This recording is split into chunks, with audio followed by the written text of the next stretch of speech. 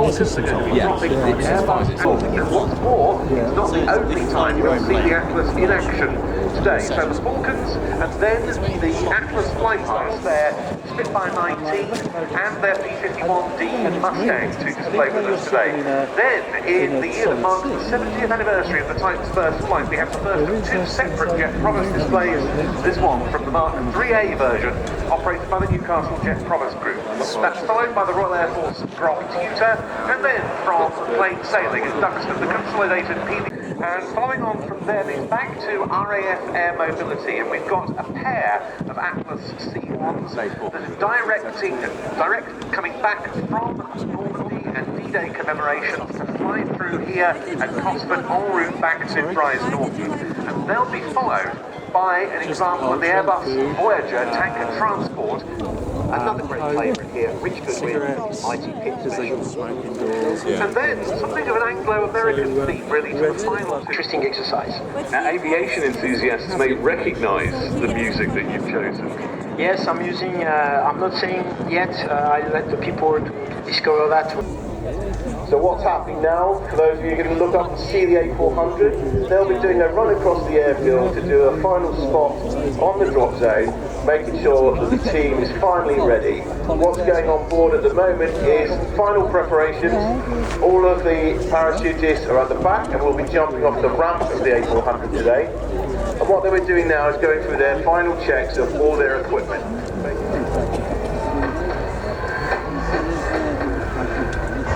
When once you have tasted flight, you will forever walk the earth with your eyes turned skyward.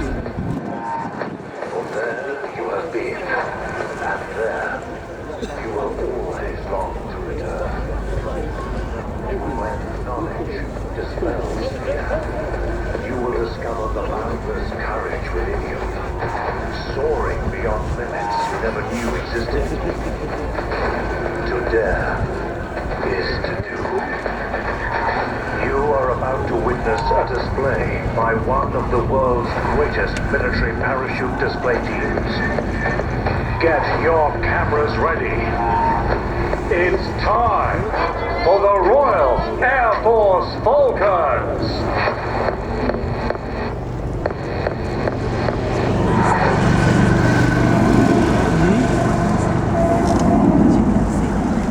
And eyes to the skies there, gentlemen, because here they go.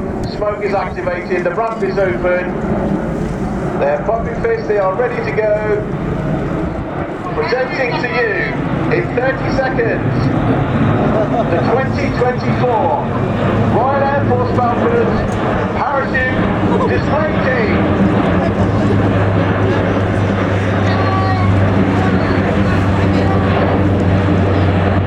And there they go, parachute is coming down now, out of the sky, ready for a display. What we're looking for today is 9 canopies. And one of those canopies and one parachutist will be slightly displaced as our flag bearer. So we're expecting that, but look for the formation as they immediately get together. And we have 9 good canopies.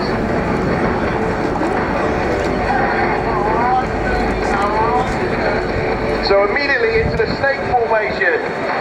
One parachutist lining up behind the other so they can immediately get into formation behind each other, behind the coach.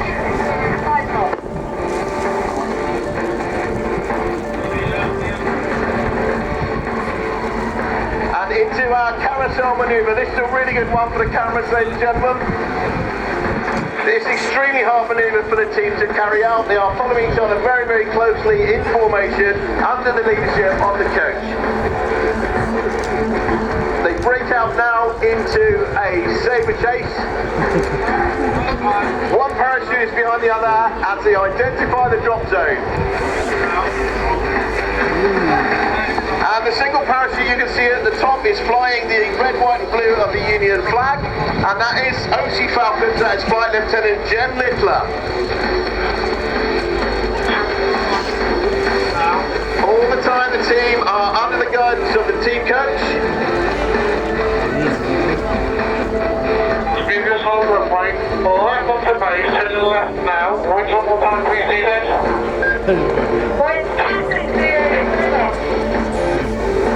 So as they come into land then, please give a huge round of applause for leading the team, Flight Sergeant Liam Lyons, Sergeant Sean McKay, Sergeant Andy Lynch, Sergeant Mike Atkinson, Sergeant Dave Coleman Moffat, Sergeant Greg Ashleby, Sergeant Owen Collins, Sergeant Marcus Shields, and last but very not least is OC Falcons Flight Lieutenant Jennifer Littler with the Union flag.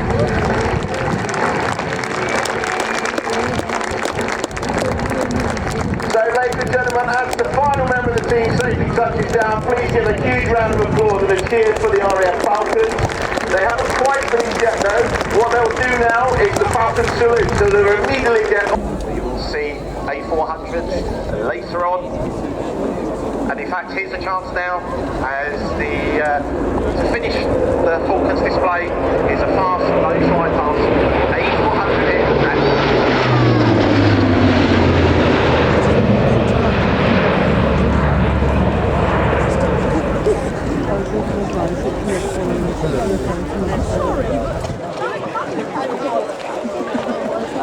RAF's most capable current assets, and as we mentioned when we ran through the flight program, if you were listening to that a little bit earlier on, just after 3 o'clock we expect to see 2 more examples of what the RAF dubs the Atlas C1 in a fly past en route back from Normandy to their base at Brize Norton. But as far as the RAF's past is concerned, and in fact we had another anniversary there,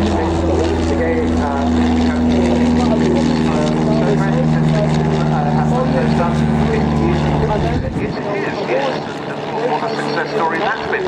Into the air gets Christophe Simon with not the captain that he normally displays, a very attractive red and yellow one, but it's one he borrowed while that aircraft...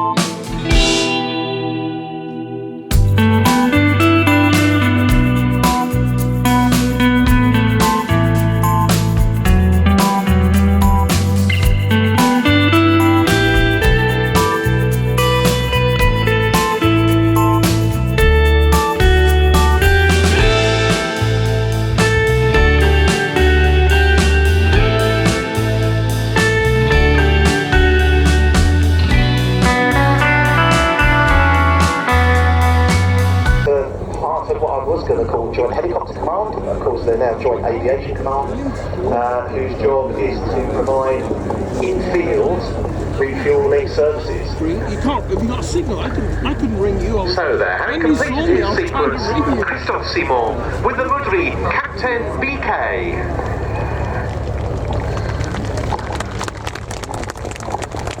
And again, what's great with the layout here at Cosford is as the cap rolls to the end of the runway, he'll turn in almost towards the crowd a little bit more to taxi along back to his parking. Really appropriate today. I think what's gone on during the week has been truly superb. I think the coverage and everything, everyone's involvement. Thankfully the weather was quite good. Again, we saw the A400M from RAF North involved. Red arrows fly past. Some amazing footage and images. But not that I was there, obviously, but it's really in keeping. It really takes you back. It really, really makes you think of what that was like. And just the scale, the size, just bringing in the pits. Yes, there it is. It has landed the muscle pits of Richard Goodwin air shows, which will be being featured later. And you can have a look at his new one, the jet pits, in the corporate stem hangar, which is not far from the control tower. I'm going to buy one, but I'll see if I need one. And indeed, that is a good reminder to make sure you do have a good ferret around the showground. There's so much in every corner. There's something. I did see. Hope they're going to do the same this year. That in hangar 50. And as we just passed midday, I can hear the next display item on frequency, which will be the Gazelle Squadron. After that, we are looking forward to hitting 2 fly-past points in Hawks. Again, we mentioned the Hawk anniversary. That's a little bit more about that later. With their Wildcat helicopter, with something special as well. Yes, we will indeed. And turning to the rotary wing world now, as we do with the Gazelle Squadron, again, it's a reflection of the UK Armed Services of years past. We've mentioned the Tornado GR1 and F3 that we've got on static, the Jack Gazelle.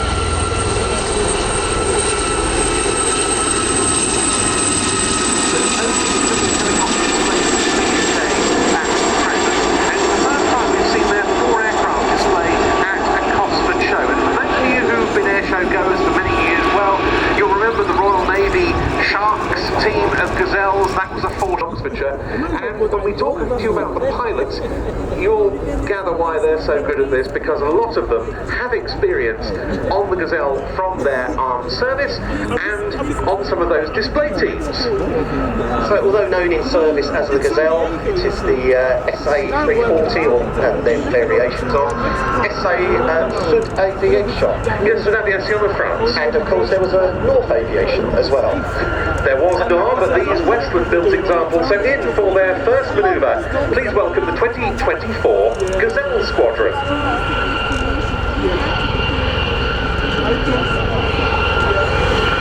In for their initial left break. Putting off into 2 pairs, heading on towards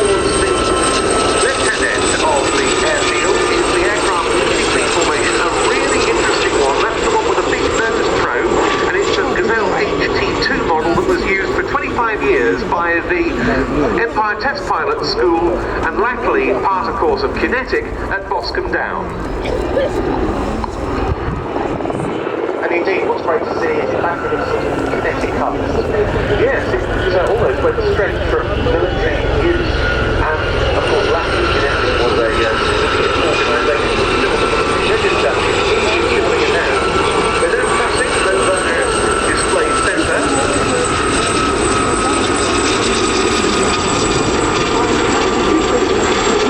Following it is an example in the colours of number 32 Squadron, which used the Gazelle for VIP transport duties.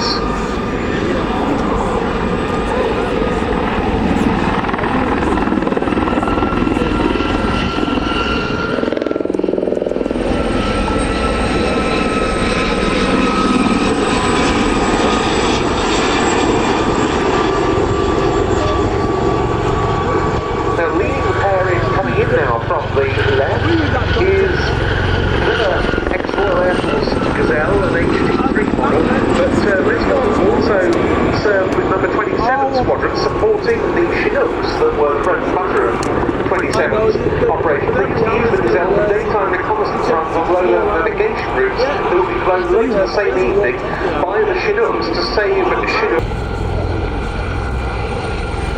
So a very tight formation there, but watch out as the aircraft keeps split away. Incredibly small, this is built as a 5-seater aircraft. We do have a big one here at Cosford on the ground for you to have a look at. That again is towards the big video screen, and it's a very tight squeeze, very small.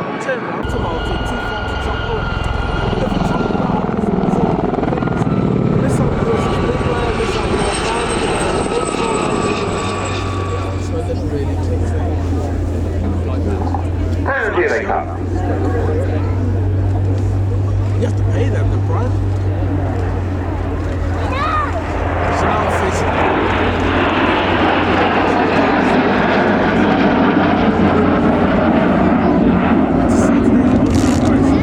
Earlier efforts to upgrade the Hawk family during the 1980s with the Hawk 100 model with... And you'll see from the Royal Air Force Valley, the Hawk T2.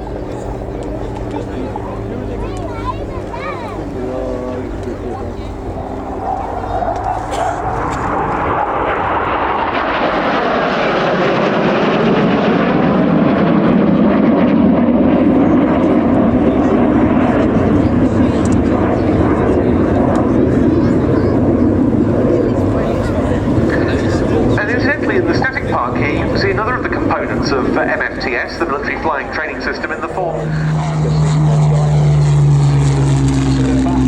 as 9 aircraft. Great to see the Diamond 9 in their Diamond season. And while the Hurricane, which is our next display item, takes off and climbs into position, and also to check the current cloud base, to continue its operational career. Running in, the Hawk Hurricane 1.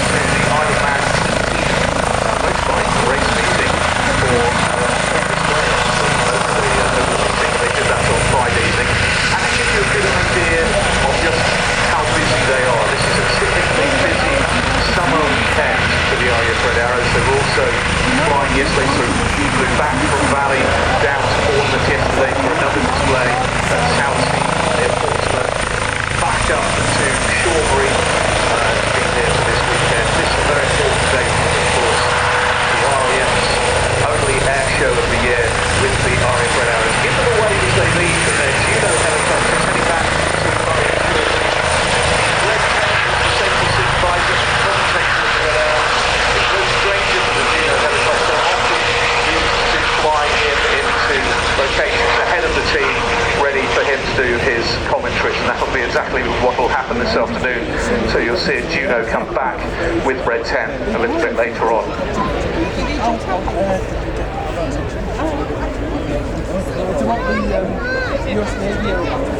Just a quick... I'm sure you'll notice it's not just one helicopter, it's not just a Wildcat, there is a Wasp there as well. This will be the Wildcat solo display, but a nice little formation style, so there's extra between these two spanning 70 years. Fleet Air Arm Rotary Aviation, the Wasp dating from the 1950s, and the Wildcat very much the shipborne helicopter of today. Thinking back over the years, I think many of us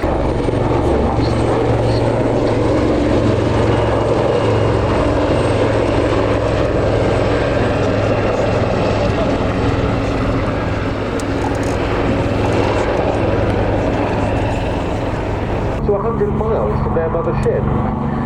Very different concept now with the Leonardo Wildcat, the new element of this old and new formation.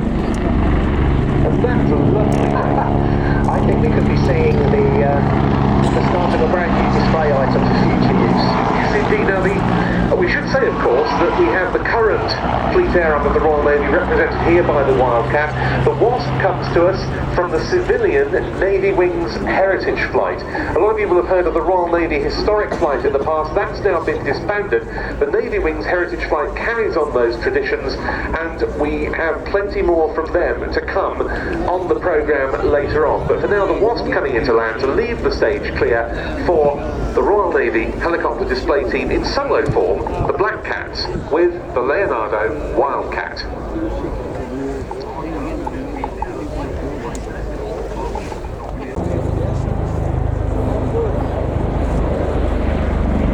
Speed bleeds off, the aircraft will come into the hover for the first of its, I think it's fair to say, its characteristic manoeuvre, the nose over.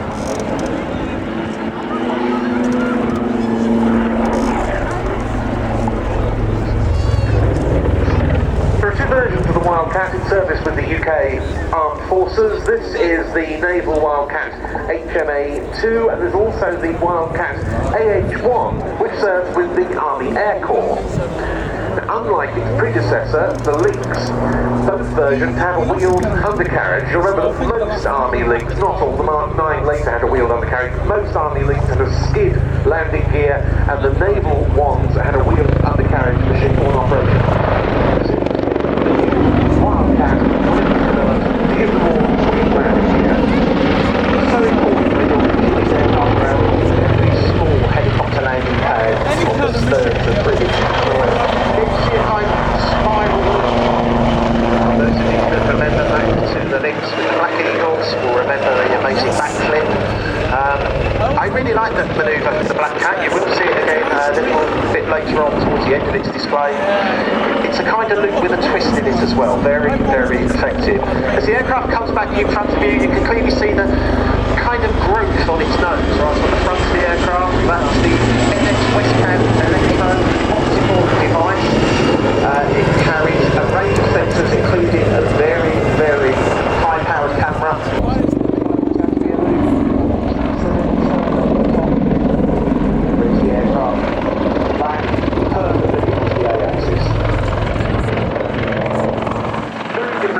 From the Lynx that preceded it, although there are some superficial similarities, and it originally became known as the Lynx Wildcat, now solely known as the Wildcat.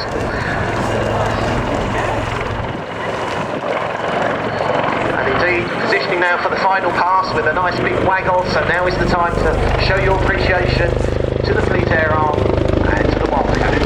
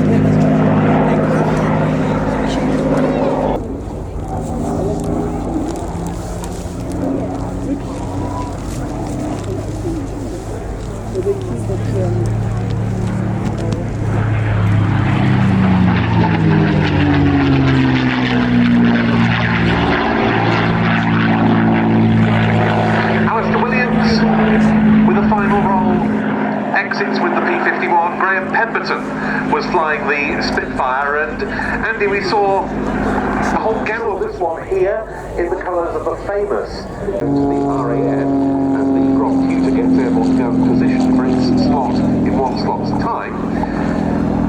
They were used for tactical reconnaissance duties during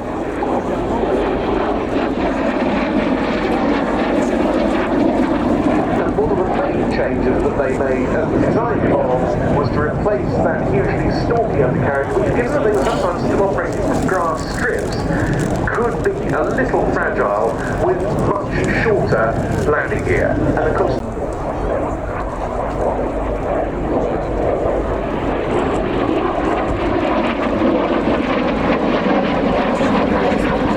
just about a year was spent development flying the Jet Provost T1, and then the Central Flying School at Little Rissington took it on for service trials, training instructors and developing the training syllabus.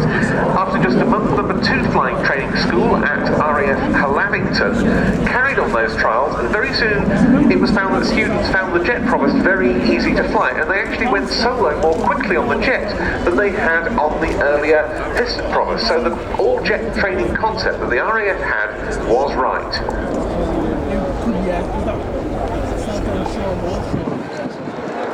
Oh, no.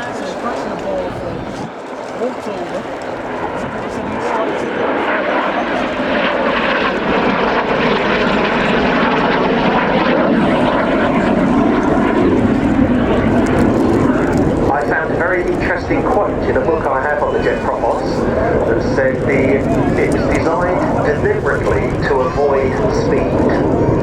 Which, it's fair to say the jet Provost was the butt of a number of jokes, constant speed variable noise, doesn't have a throttle, it has a volume control, etc.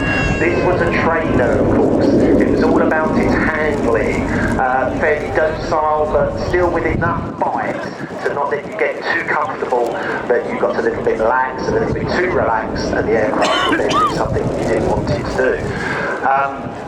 And of course, when this aircraft was introduced into RAF service, it was revolutionary. This whole idea of jet progress was unheard of at the time.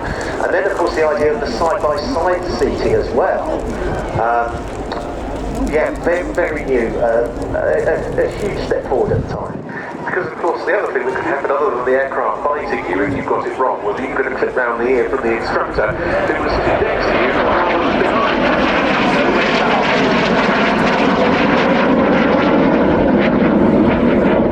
And compared with the Mark 1, the Mark 3 that we see here was more powerful. The Rolls-Royce Viper turbojet provides the power plant, one of the most successful British jet engine designs of all time.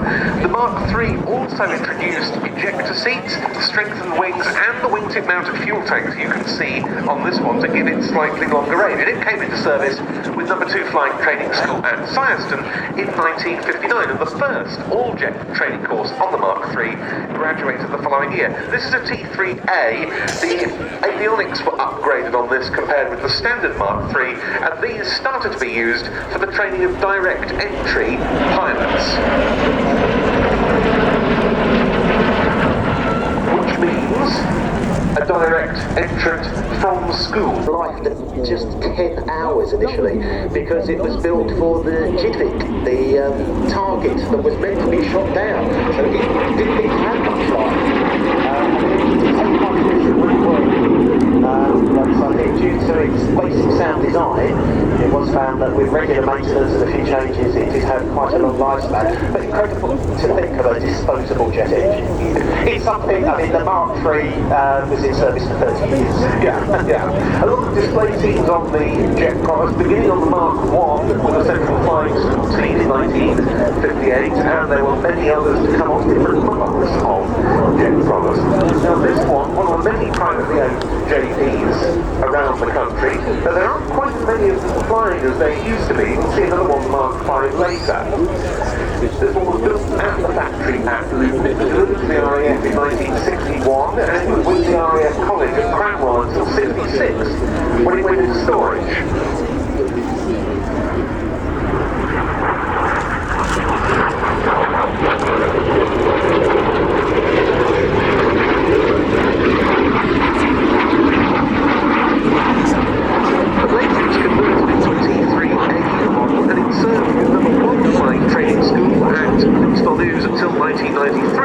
When the short Tucano took over there completely.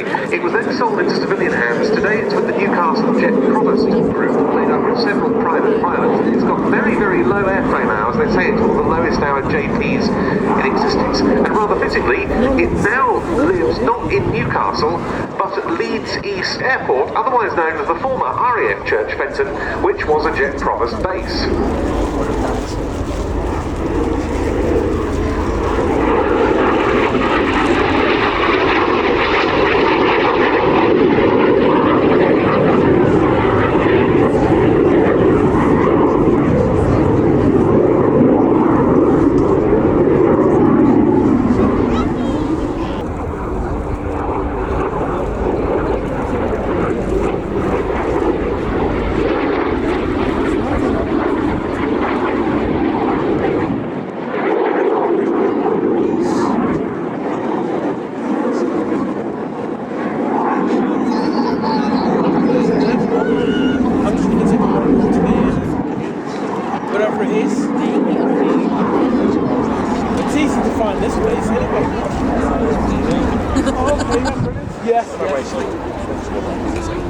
Oh, don't bother, no, I'm not going to do that. It's quite easy. I looked at the picture to see the two cars. Yeah, I think so. Right then. It's 10 by 50. But they're also...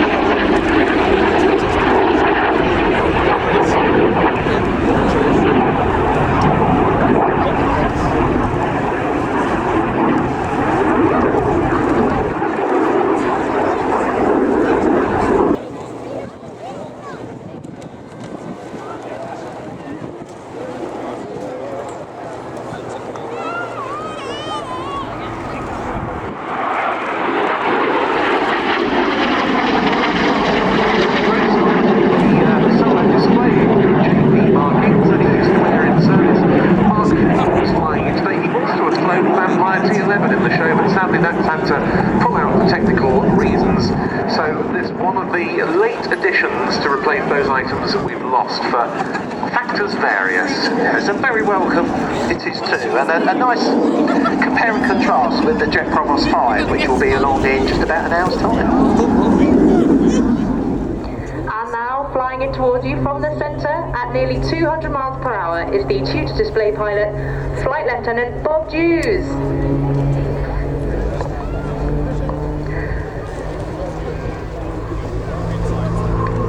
He pulls up at 5G, he converts his speed into height to perform his first manoeuvre, the Hammerhead. Flight Lieutenant Dews was born in Carmarthen, South Wales, and started his flying career in the Royal Air Force in 1989, flying the VC-10 out of RAF Norton and then as a search and rescue pilot on the Sea King. From the end of this half horizontal, Bob will push negative 2G to level the aircraft upside down for the inverted pass. This is Bob's first year with the tutor display. He is operating at a base of 500 feet, except the two final passes at 300 feet. Bob was actually an instructor here at Cosford in 2002 when the tutor first came into service. The next two manoeuvres are the wing over and the ballistic roll, which Bob can use to gain energy for the next part of the sequence. The ballistic rolls are flown towards you in an off-crowd wind and away from you in an on-crowd wind. Displaying the tutor requires careful energy management due to its low power-to-weight ratio. When not displaying, Bob is a qualified flying instructor on 115 Squadron, based at RAF Wittering, where he trains the future generation of Royal Air Force pilots, as well as converting frontline pilots into qualified flying instructors. During his varied career, Bob has amassed over 8,000 hours on 15 different aircraft types. This is almost a full year in the air. After this next manoeuvre, the half Cuban, Bob will enter the slow roll. Get your cameras ready for some great angles. Throughout the slow roll, Bob will skillfully coordinate elevator, rudder and aileron inputs to keep the lift vector pointing upwards. This prevents him from descending towards the ground. The tutor has a top speed of 212 miles per hour and can achieve maximum positive 6G, meaning that the pilot is subjected to forces 6 times stronger than gravity.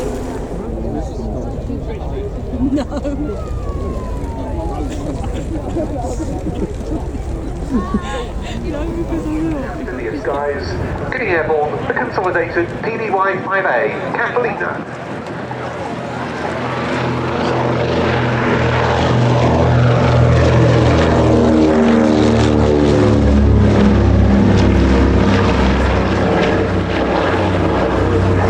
Incorporates fuel tankage, and that leads to a big weight saving, as well as very clean lines, because obviously, were the fuel to be housed in other parts of the aircraft, elsewhere the design would have to be that much more bulbous in order to take in the fuel tankage there. Having it in the wing brought a big benefit in terms of making this a low-drag aircraft, and you can see now the wingtip floats that would come down for opposition on the water, for operation, I should say, on the water, and which we should see demonstrated in this display, are retractable, so they're now in the up position.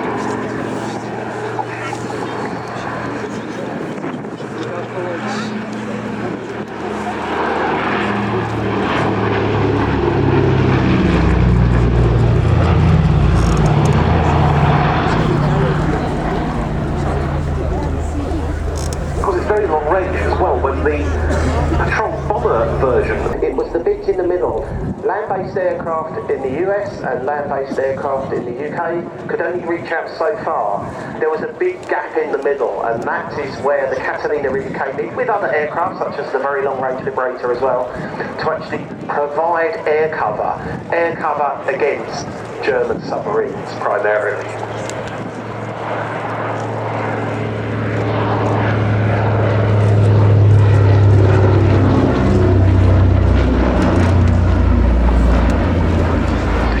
Into RAF service with squadrons based in Northern Ireland in 1941, and their first big success was in connection with the hunt for the German battleship Bismarck that day.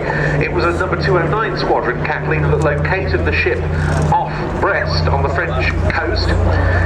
And despite gunfire from the Bismarck, the ship was shadowed by that Catalina and one from number 240 Squadron until naval vessels were back in the vicinity, including HMS Ark Royal, whose ferry Swordfish delivered the final crucial blow.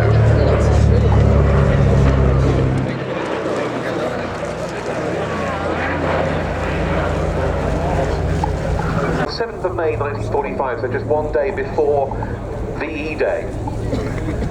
That U-boat, U-320, was on its first operational patrol, and it ended up being abandoned on VE Day itself. Rather bad luck for the crew, but they did all survive. And there are the wingtip floats down.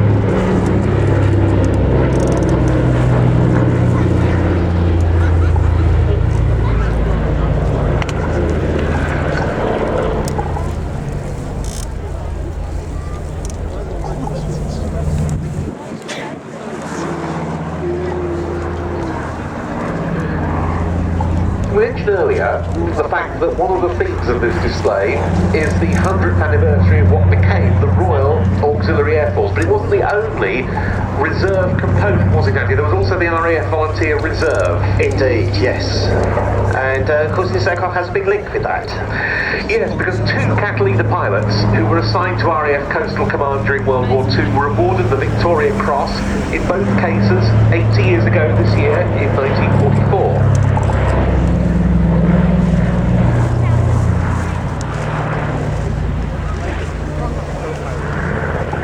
In both cases, it was for pressing home attacks against German U-boats in the...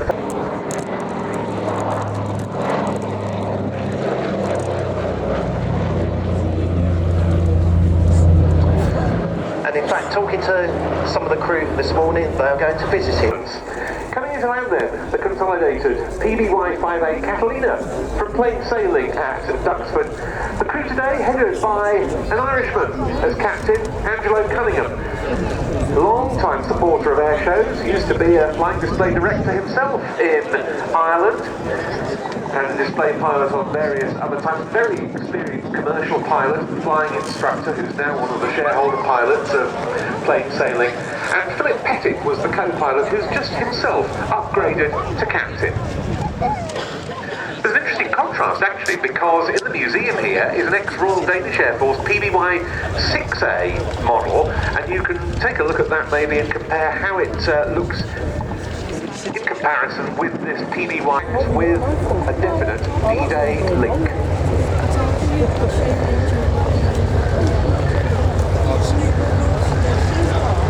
Yes, indeed, the next item. And if you do have some young ones with you, perhaps just bring them a little bit closer. This will be the first of the very loud aircraft. This is the mighty Royal Air Force Typhoon from number 29 Squadron. So many D-Day links, some of which you'll see in just a few moments. But 29 Squadron were very active on the lead-up and during D-Day itself. Generally flying Mosquitoes in the intruder role, protecting on the forces by attacking enemy night fighters almost above their own airfield when they were at their most vulnerable.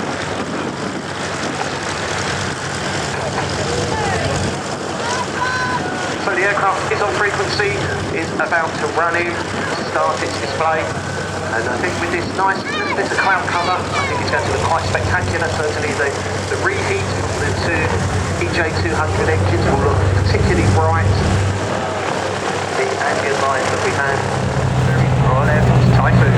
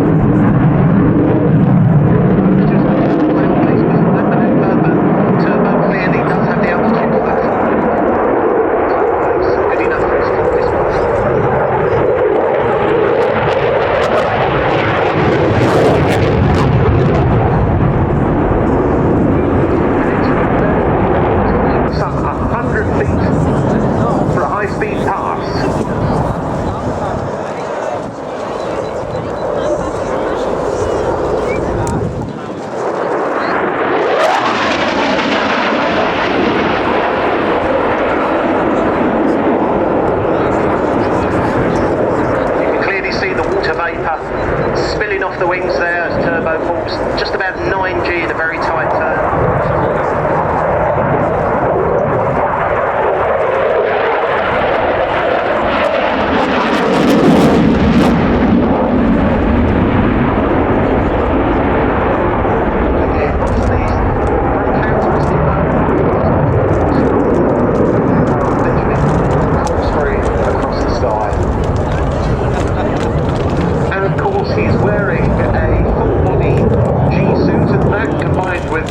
Breathing allows him to withstand these manoeuvres, many of which are being conducted at 9G, meaning his body weighs some 9 times normal.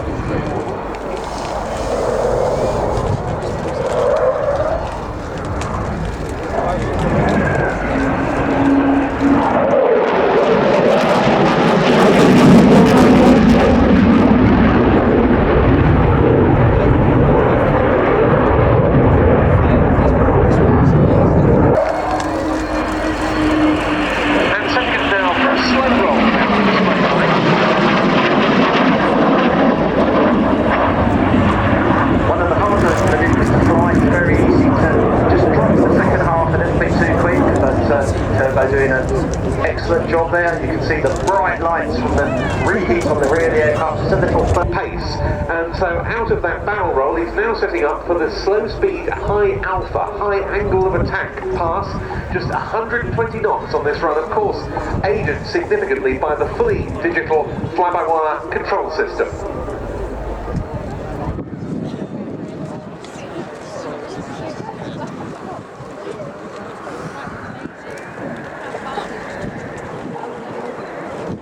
And this is, of course, an aircraft that is on daily active service operations, whether maintaining quick reaction alerts, the UK Air Defence capability from both Coningsby and RAF Mustang, around the world, notably in the Middle East.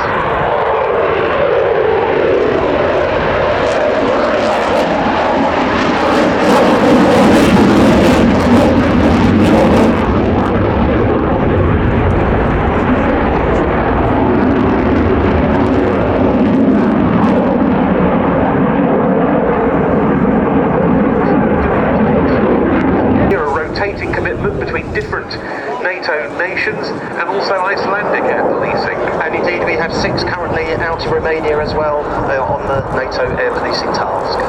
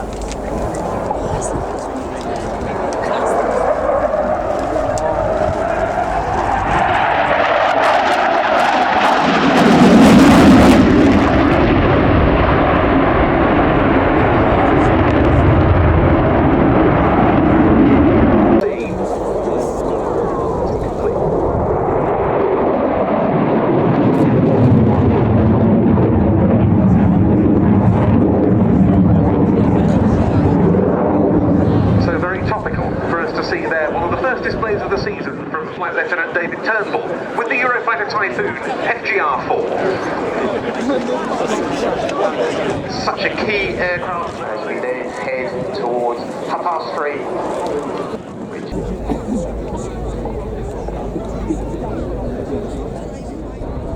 Ladies and gentlemen, boys and girls, please turn your eyes to the sky for the 2024 Chinook Royal demonstration.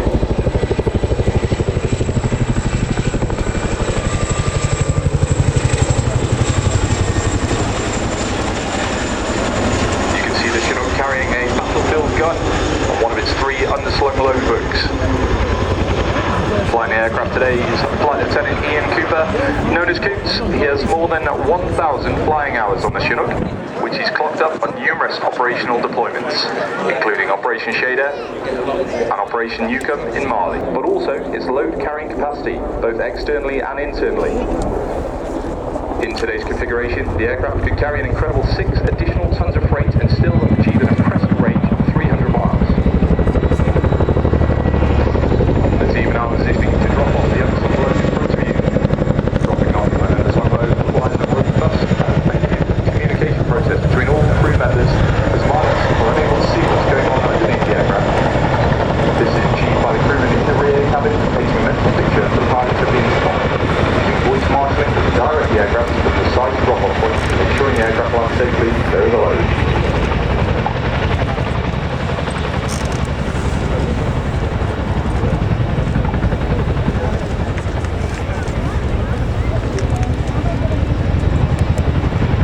Today the Chinook simulating conducting an essential weapons drop-off close to the front line under the watchful eye of Sergeant Lawson.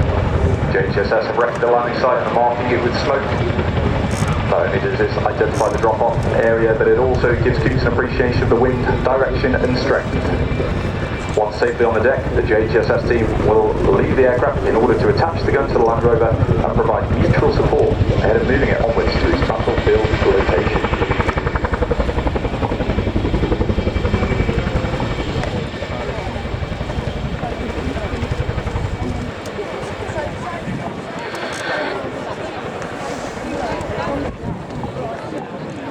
Having successfully dropped the gun, Coots will manoeuvre the aircraft forward and down away from the load to allow the troops to disembark and set up in a defensive posture.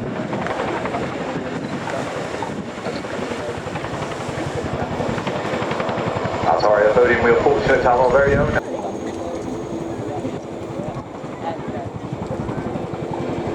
Next, the aircraft will conduct an over-the-shoulder departure. This is a dynamic manoeuvre used to quickly move away from enemy threats in front of the aircraft. As they climb and build rearwards momentum, the load of ballistic protection was presented to the threat.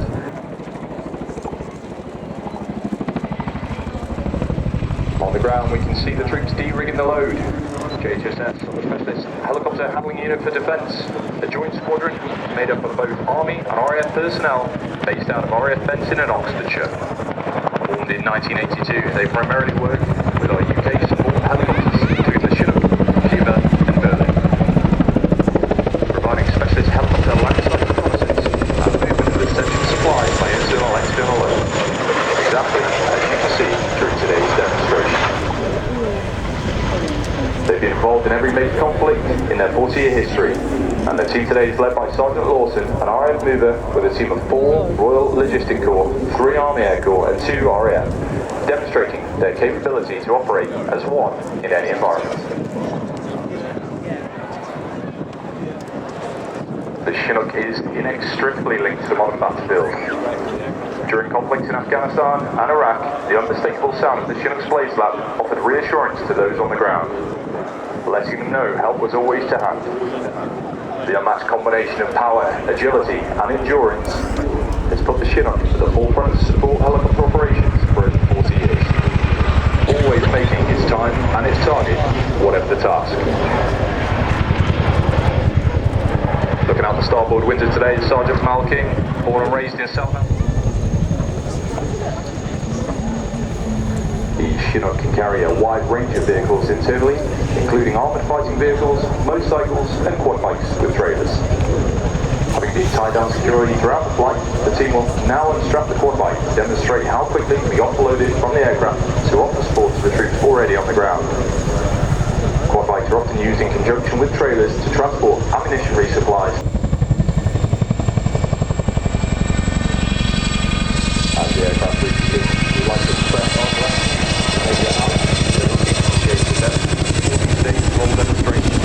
The team have worked hard to deliver an impressive display of their capabilities. The Chinook will now demonstrate a nose-down quick stop, a flying technique that is used to turn the aircraft on a sixpence. Quick stops are a core handling skill which allow us to keep the speed as long as possible and are particularly useful when the troops are spotted late in on an approach, or during dusty, brownout or snowy whiteout conditions.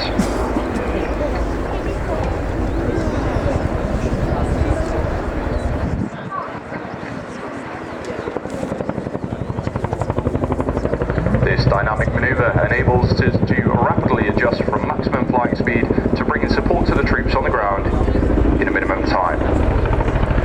Coops is flying at 140 miles per hour. He'll rapidly decelerate the aircraft and turn using some pedal. This results in the side of the airframe acting as a windbreak.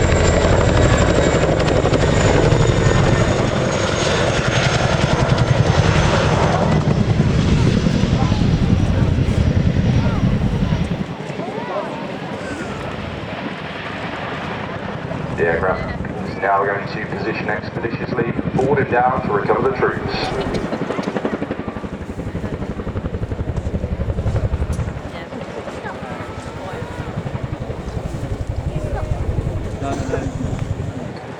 With their task complete, the passengers are now cleared back onto the aircraft with a brand new addition to the Chinook World demo. The big orange thumb can give a huge wave to the team. We love seeing your photos and videos, so if you've taken any good ones today, we'd be grateful if you could tag us using the hashtag BladeSlap. As a reminder, you can come and find us over at the RAF Village all day today, where we've got a big team who are ready to answer all of your questions. On behalf of myself and the team, thank you so much for watching our display. We hope you enjoyed the rest of the day here at Cosford and look forward to seeing you all again very soon. So for one last time, please put your hands together for the 2024 Chinook Roll Demonstration.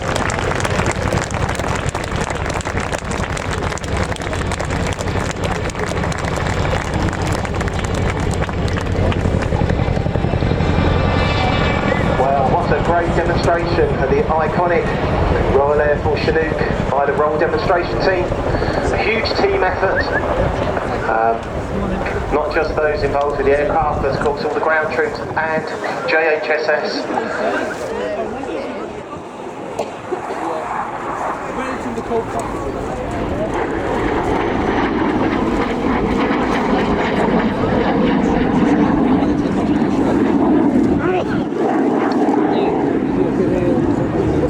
And the aircraft pulling up for the first of many, what we call a dairy wing over. You see the aircraft rolls in one direction but actually turns the other way. One of those classic repositioning manoeuvres named after the very famous test pilot of the 1950s, John Dairy. I mentioned this is a BAC product rather than the hunting jet Provost that we saw earlier in the T3A, and that's because BAC, the British Aircraft Corporation, absorbed hunting in 1960. And it's among various hunting designs. In fact, what became the BAC 111 jet airliner was originally a hunting design.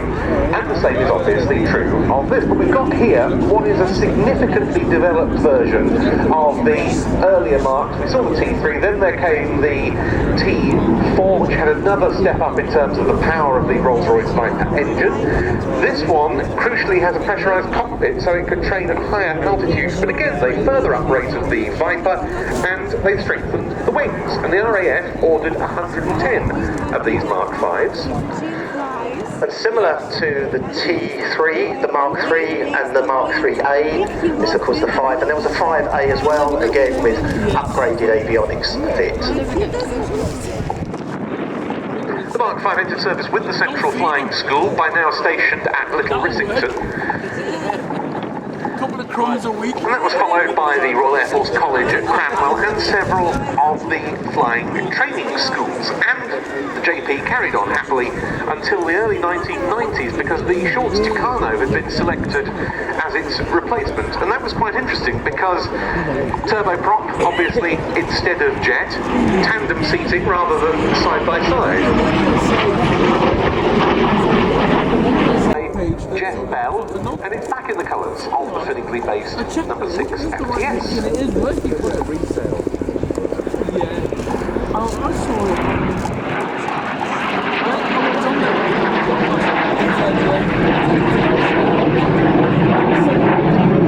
But then of course the JP5 is at the end of the JP story because a Canadian set version went to war, the Shape of the Strike Master, which was basically a military derivation of the 5, with again a number of changes made, introduction of various hard points, etc. But it became quite a formidable little combat aircraft in its own right, particularly with the Sultan of Oman's Air Force during the Dover uprising and the Mirage battle, of course, most famously. And we saw on several occasions strike here, including a veteran of that operation, and now seems like perhaps the appropriate moment to mention the founder of that organisation, Mark Petrie, who very sadly passed away earlier this year. We always enjoyed his displays here and elsewhere, and Mark will be very, very sorely missed indeed.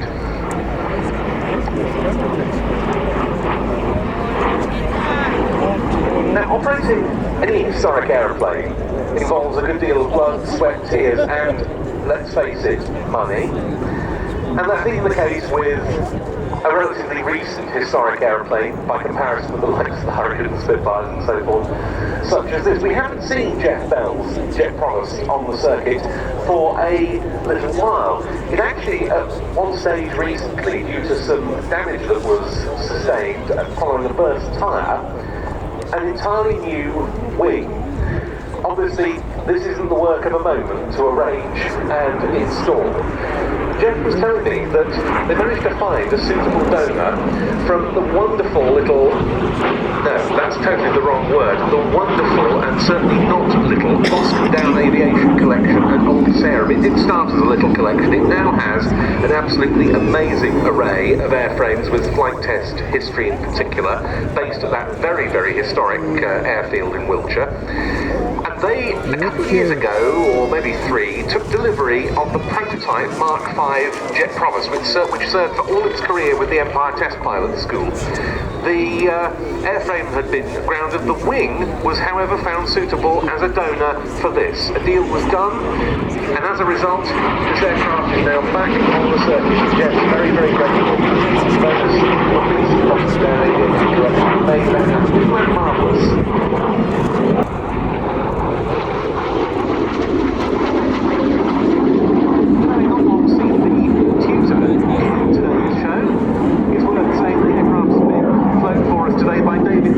Who was last year's tutor display pilot.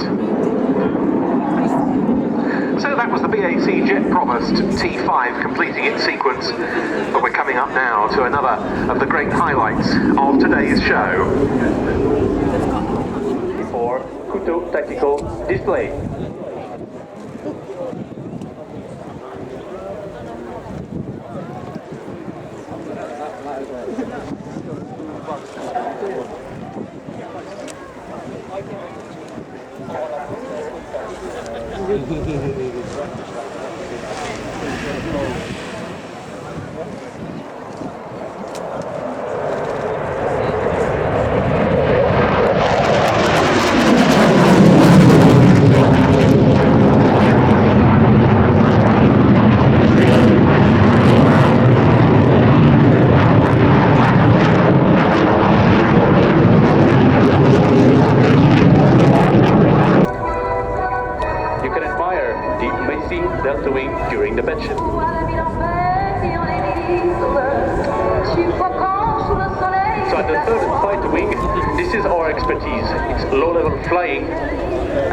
Deliveries, whatever the weather, thanks to our radar.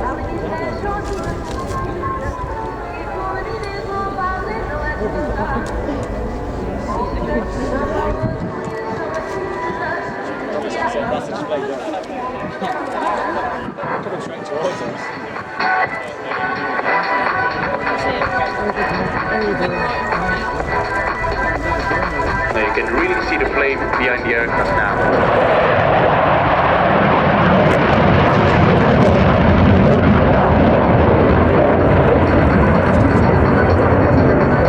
And now while they make their turn, let's introduce you to the member of this flight. Nicknames will be used to preserve anonymity. The lead pilot is Max with 1,500 hours flight.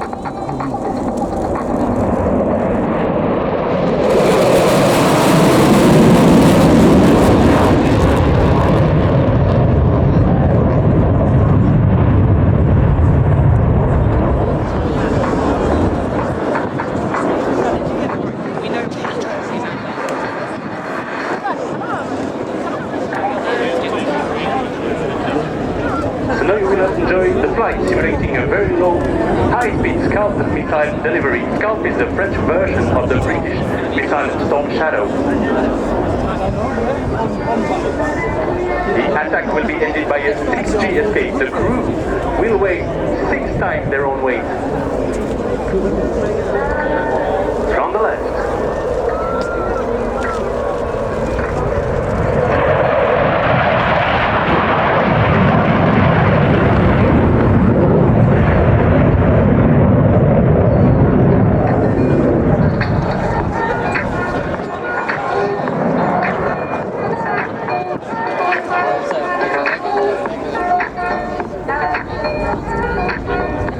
Now see the jets are slowing down as they will perform a gear extended pass just in front of you, right to left.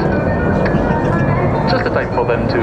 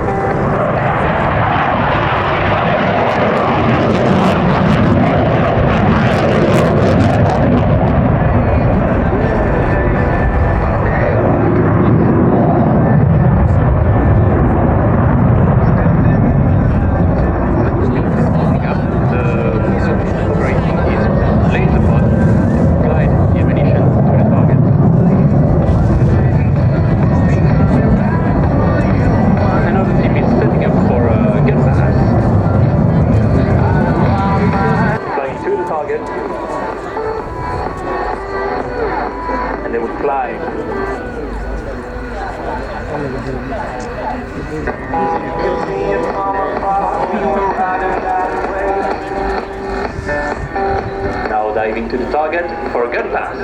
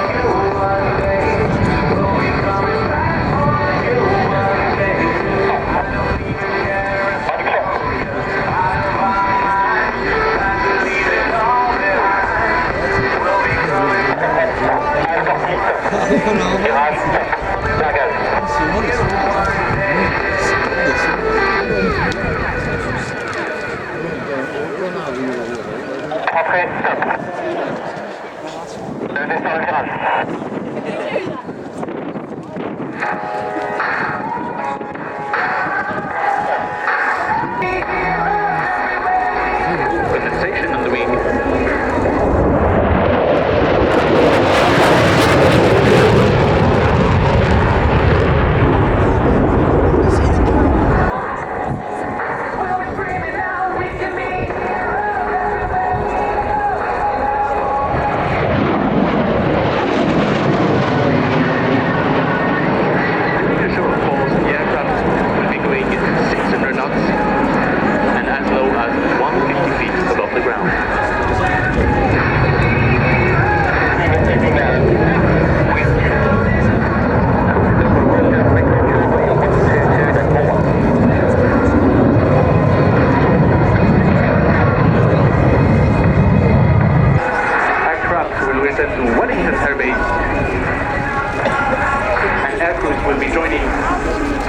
3-hour drive, but maybe at the end you'll be able to meet them. Just a little hint, if there is a show, that's France and Paris in a fortnight's time. There's quite limited availability, so we're very, very grateful for their participation. And as for the Mirage 2000, well, what?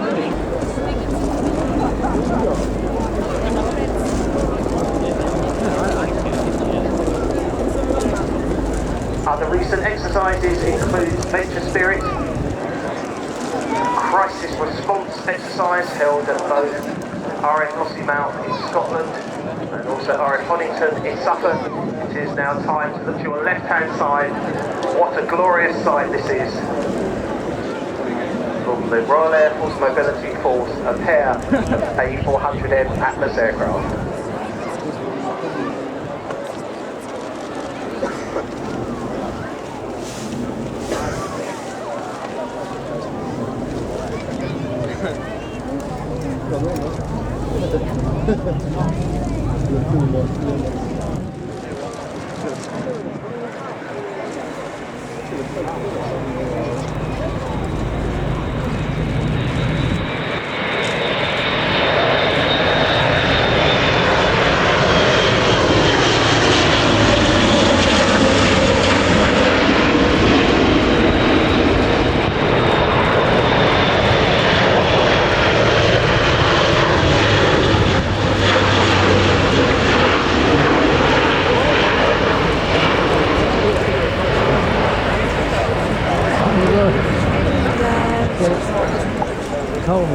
A glorious sight indeed. 2 aircraft now heading south, heading back towards RAF Norton, their home base. In RAF service, this is a tactical and strategic airlift aircraft operated by 2 pilots and 1 weapons systems operator. Has the ability to carry 25 tons of payload, a range of 2,000 nautical miles. Look to your left-hand side. Again, our great thanks to Royal Air Force Norton, the home of the Air Mobility Force, for bringing these aircraft to us. I think this will again just be a single flyby, short but very sweet. Once you watch this aircraft, perhaps just think these aircraft are in operation zone on exercises around the world, as they always are. Also on standby for the quick reaction to light Typhoon. From the left, Royal Air Force Voyager. I'm guessing this is it, yeah.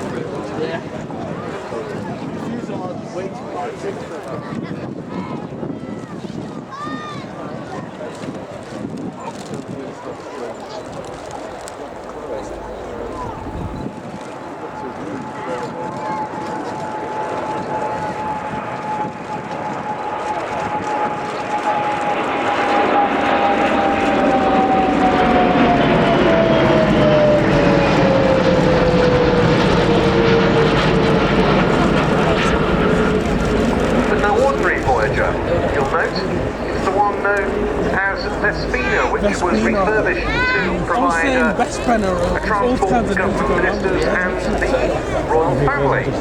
This one is the one we use for also able, of course, to undertake the type of regular roles, military refuelling and personnel transport. It says Great Britain, you see, it says from now. It's their 60th anniversary this year, and they're back to full strength with 9 aircraft. Recently, I spoke to the team's commanding officer, Wing Commander Adam Collins. I didn't get it. If you think we'll be something like that. Right this time.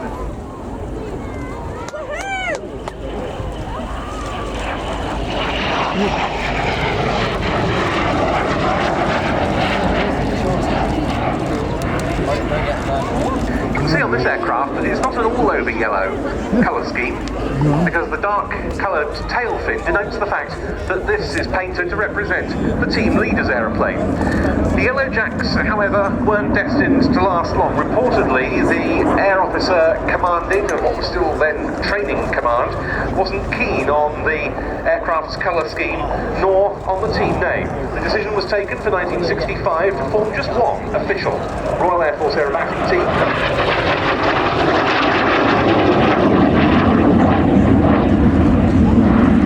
highlights of that, there have been different premiere scenes every season. That was the birth of the Red Arrows. Their first display on the Gnat took place at a press event at RAF Little Rissington on the 6th of May 1965. Their public debut took place 9 days later at the Biggin Hill Airfair. At that stage, Lee Jones, who'd been leader of the Yellow Jackets, was still leader. There was a 7-ship formation.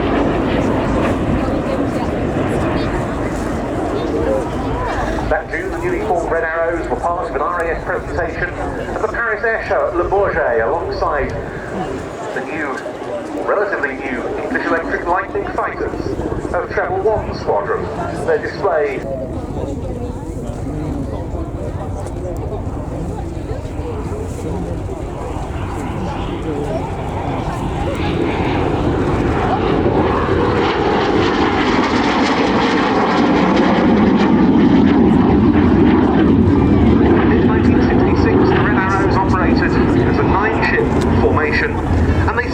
to define the spirit of the swinging 60s. For example, at the Biggin Hill show in 1968, every member of the team had an open-top MGB on loan from the British Motor Corporation, painted red, to match their aircraft.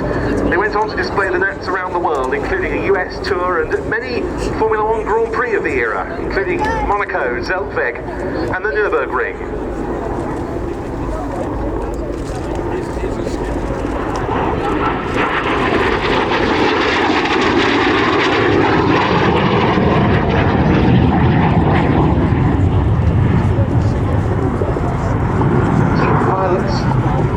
About flying the Gnat. Dickie Duckett, who was a member of the team from 1968 to 70 and then leader from 1975 to 76, described it to me as a beautiful aeroplane to fly. Very small, of course, and you almost felt if you put it on when you got into the cockpit. It was extremely responsive, very light on the controls, very precise. All the sort of qualities that turned the Red Arrows into the stuff of legend.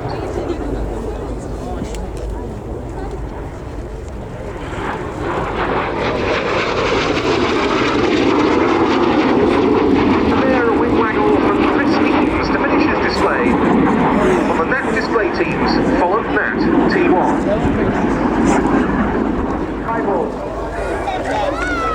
Cosford, please put your hands together for the 2024 Royal Air Force Airshow. It's the Red Arrows!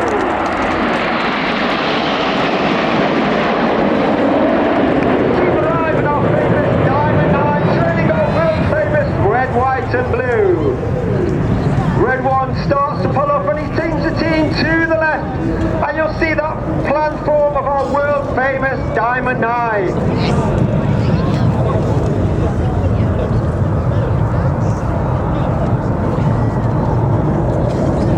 Reds 8 and 9 start to make their way left and right to form up 9 Arrow, and this year we have a new team leader, a new Red 1, that is squad leader John Bond, known as Bondy.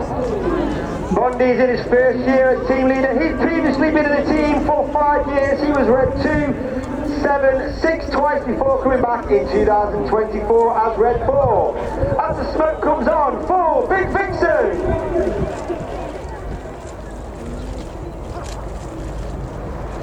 Bondy is a former Typhoon pilot and former qualified flying instructor on the Voyager Tutor.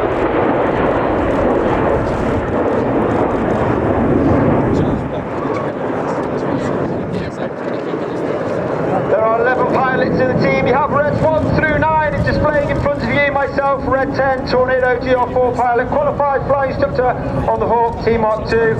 And we are commanded by Officer Commanding RAF Wing Commander Adam Collins, former Tornado pilot, and also flew the F111 on exchange with the Royal Australian Air Force. As we heard, 2024 celebrates the 80th anniversary of Overlord, which was the storming of the Normandy beaches in D-Day. As the team now come up for the Spitfire roll.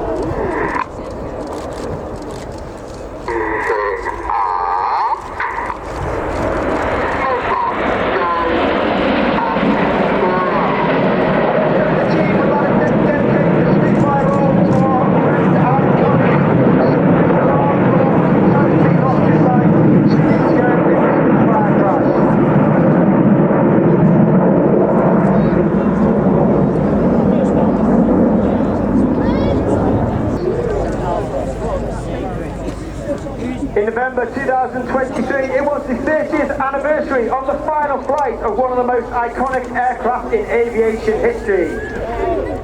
As the team roll out, there is no mistaking the wonderful shape of the iconic and majestic. This is Concorde.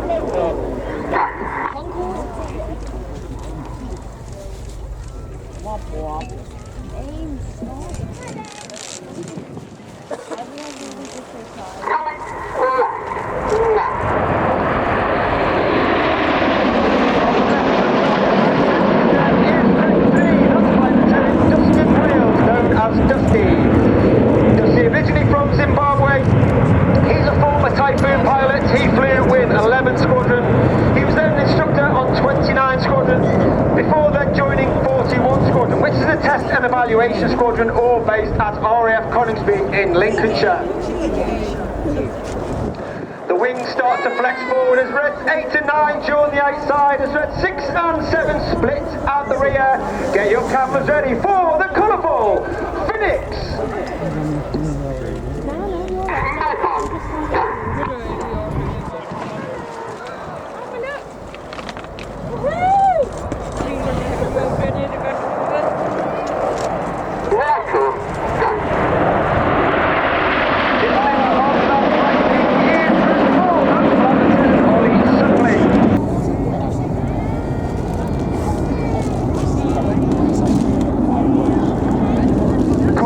By Red 1 as Reds 8 and 9 slip rearwards and they form two distinctive rows.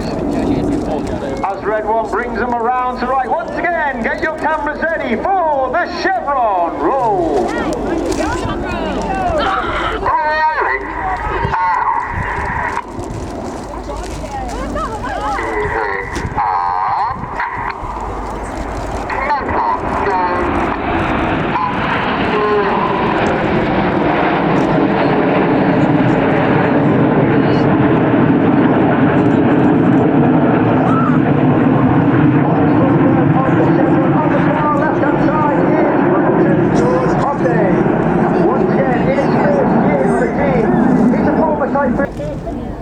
Of course, Red Arrow is a large team. It's not just about the Red Arrow pilots 1 to 11. We have a team of over 140 personnel.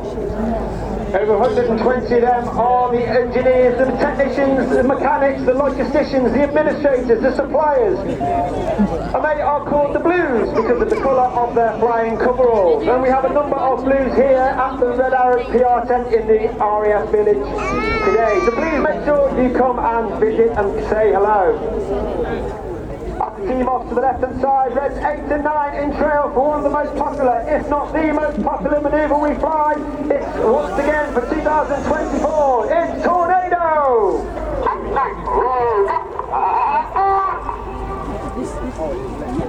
Red 9 calls the ball as Reds 8 and 9 roll around the smoke. But watch for the colour change as Red 1 brings the team down the line.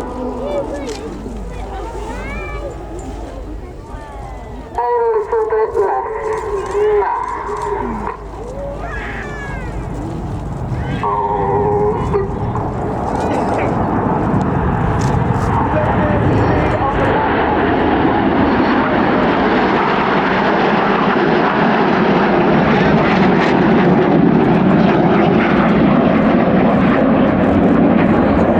Flying with the air brake out has two significant effects. The first one, it means the pilots fly with a higher throttle setting, and therefore it makes the engine gas temperature burn a lot more hotter, and it makes the smoke burn a lot brighter. In addition, it disturbs the airflow outside the back of the aeroplane, and it makes the... And he's also responsible for loss of the airborne images taken that you see across social media. Coming in from the right, your final chance to catch the team in their iconic Diamond 9 from the right is the Red Arrows.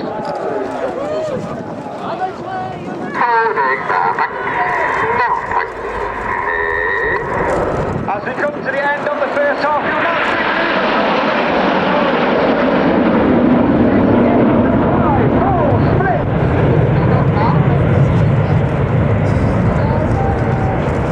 as we go into the second half, the team now break down into two distinct sections. Going off to the right, we have Reds 1 through 5. They are now known as Enid. Named after after Enid Blyton's famous 5. And Red 6, 7 and 8 and 9 off to the left hand side are now known as Hannah. Named after squad leader Ray Hanna, one of the first members of the Red Arrows. He's the only team leader to lead the team for 4 years. He took the team from a 7 to a 9 and formed our Diamond 9. Enid from the right, Hannah from the left, for the 5-4 cross. Well, it's like this.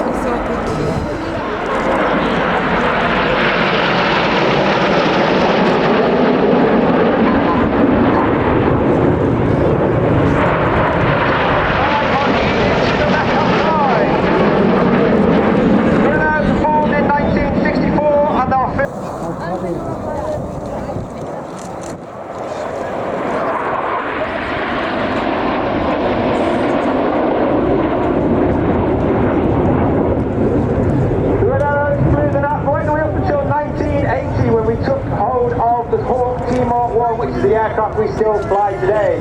An extremely agile aircraft capable of going supersonic in a dive and climb up to 48,000 feet, and is a firm favourite amongst all the fighter pilots of the Royal Air Force.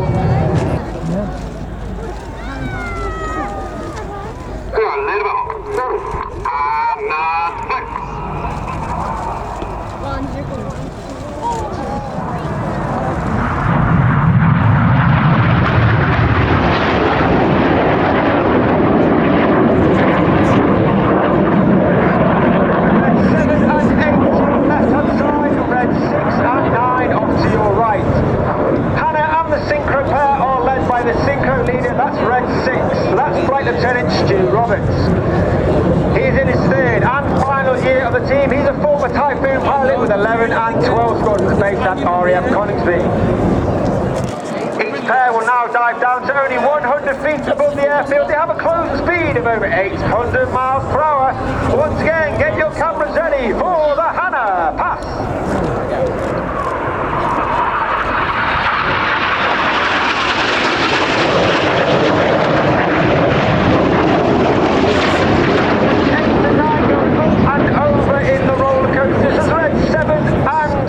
Now turn hard back towards each other, pulling up to 60 to get themselves back towards the display line.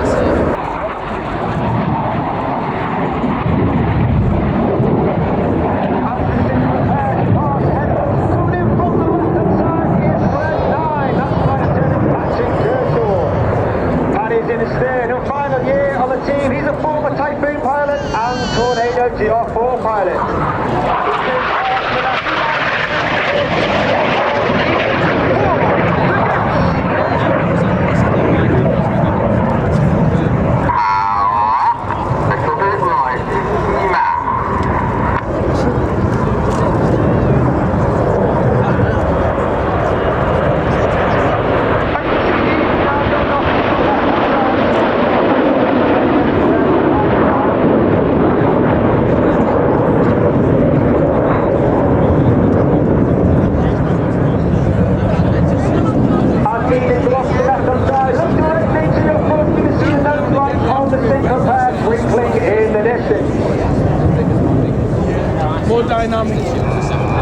The synchro pair start to ease up, get your cameras ready. the last time I popped out, the Moggy fucking threatened to even close them down and sell them on around it. The red smoke comes on, the synchro pair parts for the world famous synchro rolling heart.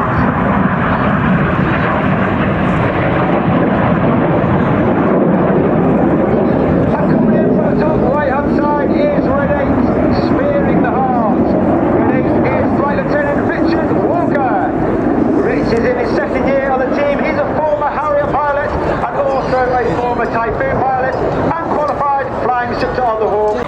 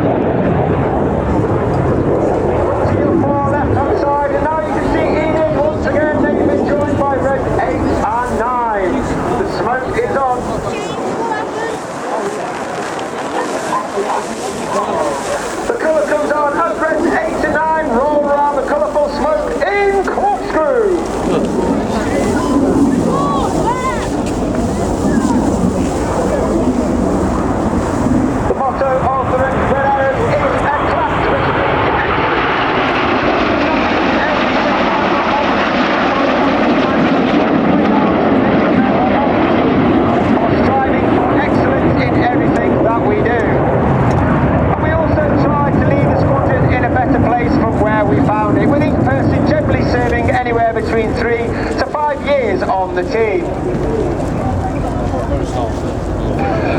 As Enid go off to the right, keep looking left, keep looking right, as the synchro pair once again come back to the display line. Once again with that closing speed of over 800 miles per hour. Keep your eye on red 6 to the left and red 7 from the right.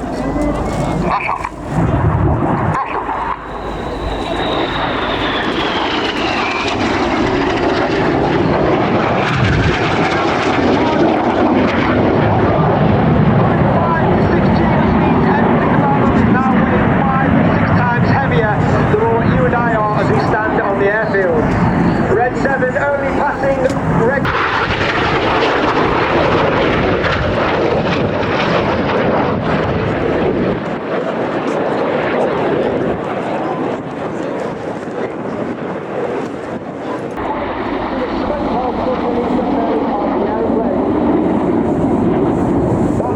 Incapable of producing approximately 5 minutes of white smoke, 1 minute of red smoke, and 1 minute of blue smoke. And each colour is selected by its own.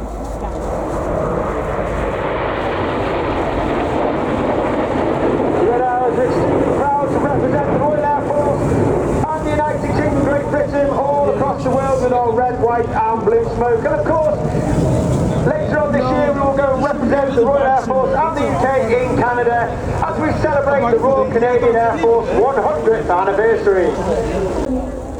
As they match length and depth for the mirror pass.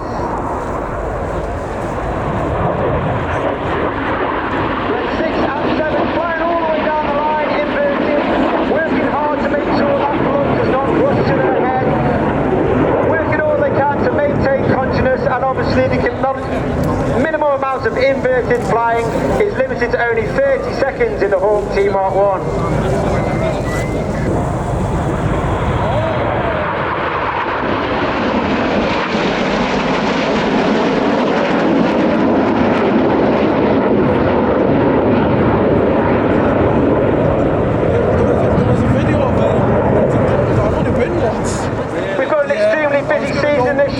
Approximately 65 displays in total, 40 in the UK and nearly 20 in Canada. Look directly to your front once again and you'll see Hannah, that's red 6, 7, 8 and 9 forming up ready for her next manoeuvre. As I said, 2024, we celebrate our 60th anniversary, our Diamond Jubilee, and red 8 and 9 draw something special in the sky in celebration of our 60th anniversary. This is the anniversary break.